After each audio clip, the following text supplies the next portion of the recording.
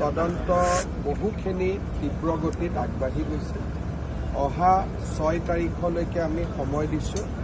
শ্যামকানু মহন্ত, সিদ্ধাৰ্থ শৰ্মা আৰু 8জন ছিংগাপুৰত থকা অসমীয়া ব্যক্তিক আমাৰ CIDত আহি সন্মুখীন হ'বৰ বাবে সকলোৰে নটিচ আমি ভাৰতৰ ছিংগাপুৰত থকা ৰাষ্ট্ৰদূতৰ হাতেদি পঠুৱাই দিছোঁ আৰু ইণ্টাৰপলৰ জৰিয়তে সিদ্ধাৰ্থ শৰ্মা আৰু শ্যামকানু মহন্তৰ বিপৰীতে লুকআউট নটিছো আমি ইতিমধ্যে জাৰি কৰিছোঁ, যাতে তেওঁলোক কোনো বিদেশী ৰাষ্ট্ৰলৈকে পলাই যাব নোৱাৰে।